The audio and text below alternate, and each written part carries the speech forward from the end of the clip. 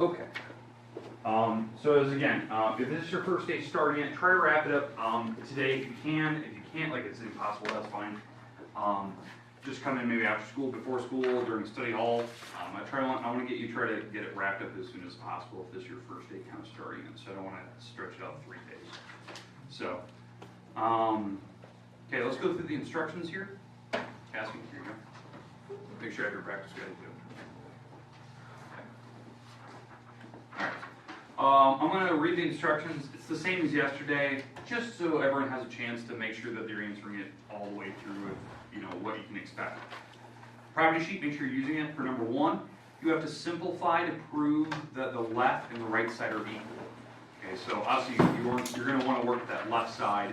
A bunch of different ways you can do it. You can do plug in sines and cosines. You could do cont'd rule if there was a fraction involved, but I don't know about that. It could be Pythagorean identities, but you have to simplify the left side and prove that it's equal to the right side. Don't drag things across. Don't do that. Okay.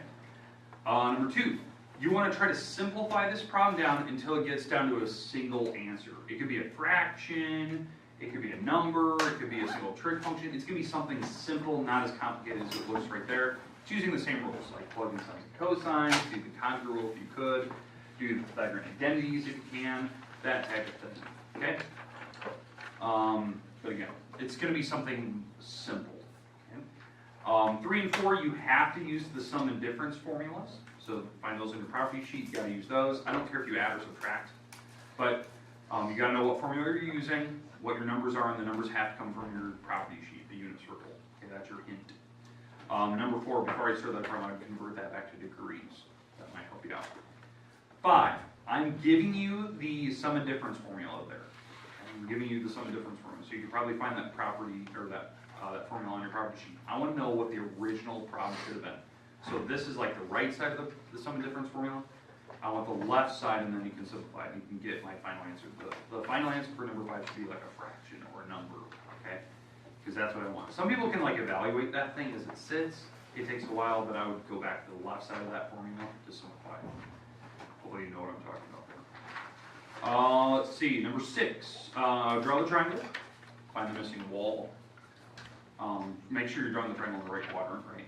And then you want to give me the double angle formulas with all the numbers plugged in. So the sine, double angle, cosine, double angle, tan, double angle. And cosine has like 3 of them. Just pick one of them. But you got to plug in your numbers.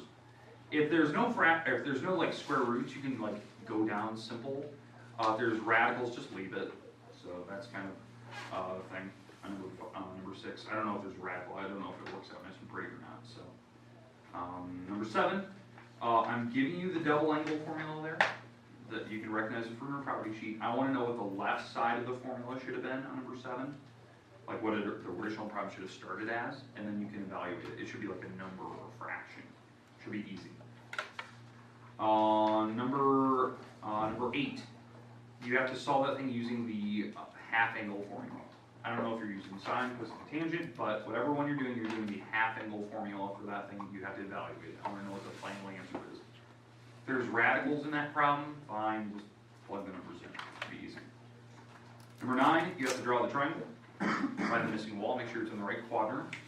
I give you a hint there what quadrant it's in. And then you have to evaluate the half angles. You won't have to go very far, all you really have to do is plug the numbers in, because some of those have radicals in them. For the half angle formulas, but I need to know all 3 half angles. The big thing I'm checking for in that, do you know the formula? Do you have the numbers plugged in from your triangle? And do you know, is the final answer positive or negative? That's a big thing I'm checking for. Okay, rest time is yours. Take your time. When you're done, you can turn it in. You can work on wherever you need to. Just no cell phones or anything like that.